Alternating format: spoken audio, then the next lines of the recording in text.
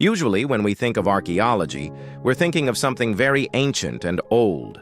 Oddly enough, that doesn't just apply to the things being discovered, such as ancient tombs or bones. But the idea of discovering these things seems to be old, too. The fact is that archaeologists are discovering new things all the time, all over the world. And in this video, you're going to see just that. Number 15. White City Artifacts. Back in January 2016, a Colorado State University-led team began excavations in the Mosquitia rainforest of Honduras, at a site long tied to the legend of the White City, or City of the Monkey God. Within days, they found more than a dozen stone artifacts, like jars with sculpted animal heads, vessels engraved with geometric designs, and a ceremonial stone seat. These were found alongside earthworks, plazas, and a large earthen pyramid, evidence of an organized settlement. The finds confirmed the existence of a previously unknown pre-Hispanic civilization. Oral traditions had preserved tales of such a city for generations, but physical proof had been lacking. The identity, language, and dating of the culture remain uncertain, with estimates spanning hundreds to possibly thousands of years. This find represents the first tangible link between enduring local legend and archaeological reality, offering an invaluable starting point for understanding one of Central America's most remote and mysterious civilizations. Number 14. Coptic Handbook of Ancient Egypt. This 20-page parchment manuscript, dating to the 7th to 8th centuries AD, was found in Upper Egypt and is now regarded by scholars as a manual of ritual power. Written in Coptic, it contains a collection of spells, prayers, and ritual instructions used by an old Christian or proto-Christian sect. The text opens with elaborate prayers, followed by illustrated spells and invocations, ranging from healing rites to protective charms. Unlike the more elaborate ceremonial traditions of other cultures, Coptic rituals were practical and domestic in nature. One spell, for instance, offers a cure for leptospirosis. Recite a prayer over 2 nails, then drive them into a doorframe. The book's preservation is remarkable, and since 1981, it has been housed in an Australian museum, having once belonged to collector Michael Furman. Prior to that, its history remains entirely unknown. As a surviving example of everyday spiritual practice, it offers an unfiltered glimpse into the intersection of religion, magic, and daily life in early Egyptian Christianity. Number 13. AGOT Casket of Oviedo. The AGOT Casket of Oviedo was gifted by King Fruela II of Asturias to the Cathedral of San Salvador during his 10th century reign. It is considered the finest example of Asturian goldwork. The casket's body, crafted from European pear wood, is shaped with a pyramidal lid. Over the wood, sheets of gold form arches, each framing polished segments of veined agate, 99 in total, complemented by coral and gemstones. A gold cross plaque decorates the lid, surrounded by 3 large gems. Beneath, an inscription in the king's name warns, "This work was completed and given to the protector of Oviedo. May God destroy anyone who removes this gift with his divine thunder." The casket remains in the cathedral's holy chamber treasury, untouched for centuries. Its exceptional craftsmanship, lavish ornamentation, and preserved condition embody the fusion of artistry, devotion, and royal patronage, standing as both a religious relic container and an enduring masterpiece of medieval Spanish metalwork. Number 12. Hercules 12 Labors Mosaic. During excavations in the ancient city of Cedra, near Turkey's Alanya region, archaeologists uncovered 164 square meters of remarkably preserved floor mosaics, portraying the 12 labors of Hercules.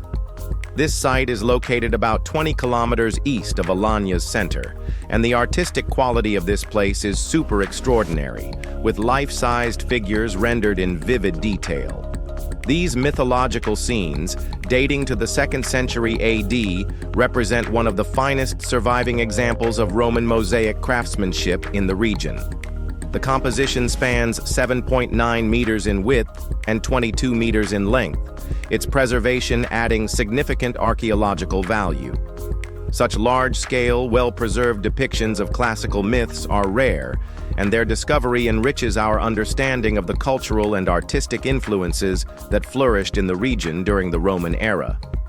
The mosaic not only serves as a striking work of art, but also as a testament to the enduring legacy of Greco-Roman mythology in Asia Minor.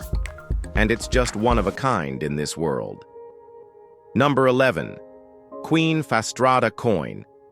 The Center Charlemagne Museum in Aachen houses a silver denier minted between 793 and 794 CE, bearing the names of Charlemagne and his third wife, Queen Fastrada.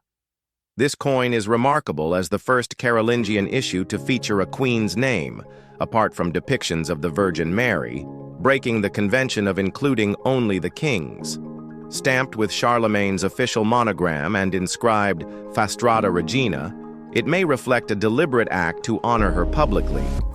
Such recognition suggests Fastrada held a uniquely esteemed position, perhaps greater than any of Charlemagne's other wives. Her prominence on the coin parallels rare examples, like King Offa of Mercia, honoring his queen Senethrith similarly. The denier not only records a moment of personal and political significance, but also challenges assumptions about the visibility of royal women in Carolingian Europe, offering an enduring numismatic testament to a queen otherwise largely absent from historical chronicles. Number 10. Holy Thorn Reliquary. The Holy Thorn Reliquary, likely commissioned in Paris during the 1390s for John, Duke of Berry, was created to enshrine a relic from Christ's crown of thorns, a pinnacle of medieval goldsmithing. It is fashioned from gold, richly adorned with pearls, gems, and 28 enameled figures in white. The front depicts the Last Judgment. The Trinity and saints preside above resurrected souls, while the central compartment holds a single thorn said to have pierced Christ's brow. Hinged doors at the back open to a cavity that may once have contained another relic. This reliquary is one of the rare surviving treasures made for the Valois royal family and is celebrated as a supreme example of Gothic metalwork. Its opulent materials and intricate religious imagery reflect both devotional purpose and the prestige of its patron, uniting artistry and faith in a portable masterpiece of late medieval European craftsmanship. Number 9. Ancient Ritual Mask in Japan. Back in 2023, excavations at the Nishi Iwata ruins in Japan's Osaka prefecture found a rare early 3rd century wooden mask. Only the third of its kind found in the country, it was preserved in waterlogged soil, preventing decay. It is carved from a single cedar plank and features eye and mouth openings and a prominent nose projection. Weighing too much to be worn comfortably, it is believed to have served in ceremonial or festival contexts. Scholar Kaoru Terasawa said it symbolized the divine spirit of a head, a concept tied to Yamato kingship. The mask's size, craftsmanship, and preservation make it an invaluable artifact for understanding early Japanese ritual culture. Now displayed at the Prefectural Museum of Yayoi Culture in Izumi City, it gives a direct link to beliefs and practices over 1,700 years old. Its survival enriches knowledge of ceremonial traditions and the artistic skill of Japan's Yayoi period craftspeople. Number 8. Palladoro. The Palladoro, or golden cloth, is the high altar redible of St. Mark's Basilica in Venice and the most accomplished surviving work of Byzantine enamel. First commissioned by Doge Pietro Orseolo in 976, it was modest in scope, with saintly portraits set among precious stones. In 1105, Doge Ordolafo Faliero expanded it significantly, and in 1345, Doge Andrea Dandolo ordered an extensive reworking by goldsmiths, adding a gold frame and an inscription detailing its history. Later modifications have been recorded, but Dandolo's framing and arrangement remain central. Today, the Palladoro dazzles with its fusion of enamel artistry, gem setting, and goldsmithing, incorporating centuries of additions without losing its cohesive design. Its layered history reflects the evolving wealth, devotion, and artistic ambition of Venice, standing as both a religious focal point and one of the world's most extraordinary treasures of ecclesiastical art. Number 7. Lacquer Coffin of Yuan Dynasty. Archaeologists, in 2018, found a remarkable 700-year-old lacquer coffin from the Yuan Dynasty in Jiangsu province. Its vivid red surface remained pretty intact, safeguarded by a multi-layered lacquer coating that shielded the wood from moisture and decay. In Yuan-era China, lacquer coffins were reserved for people of high status, and crafting them required exceptional skill. The lacquer was applied in multiple layers, each meticulously polished to a glossy finish. This preservation technique allowed the coffin to endure for centuries with almost no deterioration. The discovery is especially significant because burials from the Yuan dynasty are relatively scarce, offering few opportunities to study the period's funerary customs. This coffin provides valuable insight into the era's burial practices, craftsmanship, and cultural values. Its exceptional state of preservation not only highlights the advanced lacquer techniques of the time, but also enriches our understanding of how status and artistry intersected in Yuan dynasty mortuary traditions. Number 6. Viking Walrus Ivory Trade. Well, trading is in human blood. This 1100-year-old walrus tusk is shedding new light on Viking-era commerce. Sourced from Greenland, it may be one of the earliest examples of Vikings supplying ivory to medieval Europe, where it was highly valued for luxury carvings. This challenges earlier theories that Greenland's settlement was driven primarily by agriculture or exile, instead pointing to economic ambition, controlling a lucrative trade good in high demand across the continent. The tusk likely came from a Norse settlement established by seafarers who recognized ivory's profitability alongside raiding and trading. This find underscores Viking adaptability, blending resource exploitation with long-distance commerce. By integrating such rare materials into elite European markets, Vikings not only enriched themselves, but also influenced luxury consumption in the Middle Ages. It stands as evidence of their strategic approach to exploration, settlement, and trade, driven as much by profit as by expansionist aims. Number 5. Battle of the Egots artifacts. Divers operating over 300 feet deep off the coast of Sicily recovered relics from the 241 BCE Battle of the Egadian Islands, the decisive final clash of the First Punic War. Among the finds were 2 bronze rostra, the ramming devices of warships, and 10 bronze Montefortino helmets. Most helmets were unadorned, but one displayed a relief of a lion skin wrapped around its cone, possibly marking it as belonging to a commanding officer. This detail foreshadows the Praetorian Guard's later use of real lion skins 2 centuries later. The battle, fought between Rome and Carthage, is said to have involved more than 200,000 participants and secured Roman dominance over the Western Mediterranean. These artifacts offer a vivid physical connection to one of history's largest naval engagements, revealing insights into military technology, hierarchy, and the immense scale of ancient warfare. Their remarkable preservation highlights the value of underwater archaeology in reconstructing pivotal historical events. Number 4. Egyptian animal. Depictions. Excavations in Egypt always yield artistic depictions of animals, often carved into stone, wood, or ceremonial objects. These artworks, some over 6,000 years old, have provided rare insight into the region's ancient ecology. A notable fresco from this period revealed that approximately 37 species of large mammals once inhabited the area. Today, only 8 of those species survive. Among the lost fauna are varieties of lions, zebras, and wild dogs, many of which vanished during periods of prolonged drought. The depictions show these animals integrated into daily life, ceremonies, and symbolic motifs, suggesting their importance in both the economy and culture. Such imagery serves as a form of environmental record, capturing the biodiversity of ancient Egypt before climatic shifts and human activity caused irreversible change. These finds not only deepen our understanding of the artistic traditions of early Nile civilizations, but also shed light on the environmental transformations that reshape the region's natural heritage. Number 3. Hobby Lobby cuneiform tablets.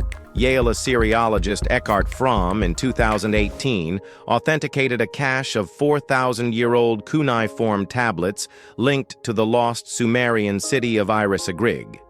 Looted from Iraq and trafficked through the UAE and Israel, they were purchased in 2010 by the U.S. craft retailer Hobby Lobby as part of a shipment of 5,500 illicit artifacts. The company later paid a $3 million fine and returned them to Iraq. Ivory's location remains unknown, even to the Iraqi government, and it is known solely from mentions in other ancient texts. The tablets contain detailed administrative records, offering rare insight into the city's economic and political life during the Third Dynasty of Ur. Their illegal trade underscores the ongoing threats that looting poses to cultural heritage. Despite the mess, these tablets stand as rare, tangible evidence of a significant yet otherwise unknown Sumerian urban center, opening valuable avenues for the study of early Mesopotamian civilization. Number 2. Beer flood in London. Well, this is not a find, and it's not that ancient, but it is weird. On October 17, 1814, London witnessed an event so strange it sounds like folklore, but it was real. At the Horseshoe Brewery, then the largest in the city, a huge wooden fermentation vat, 10 meters tall, burst unexpectedly. The force of the rupture shattered the valve of another vat of equal capacity, setting off a chain reaction. Nearly 2 million liters of beer surged into the surrounding streets in a frothing torrent. The wave's power destroyed buildings and claimed 8 lives, though the real toll was likely higher. In the aftermath, crowds rushed to drink the spilled beer, resulting in numerous cases of alcohol poisoning. This catastrophic accident was later attributed to structural failure in the vat's iron hoops. The incident became infamous both for its tragic loss of life and for the bizarre circumstances, remembered as one of London's strangest historical industrial disasters. Number 1. Puretcha Rattle. In 2014, archaeologists from Colorado State University, excavating at Angamuco in Michoacan, Mexico, uncovered a copper and bronze rattle in a large burial site. The artifact is attributed to the Purepecha, known to the Spanish as the Tarascans, who lived in the region from the 11th to 16th centuries. Distinct from neighboring cultures, their language is unrelated to any other in the Americas. Renowned for their military prowess, they successfully resisted Aztec conquest for centuries before falling to Spanish forces in the early 1500s. The rattle, still capable of producing sound, may have held ceremonial or musical significance. Its craftsmanship reflects metallurgical skill and cultural refinement, contrasting with the scarcity of surviving Purepecha artifacts. Finds like this provide rare physical evidence of a civilization whose traditions, artistry, and independence shaped the history of pre-Hispanic Western Mexico, yet remain far less understood than those of their more famous neighbors. If you've enjoyed this video, be sure to like, share, and subscribe. Thanks for joining us on this journey, and we'll see you in the next one.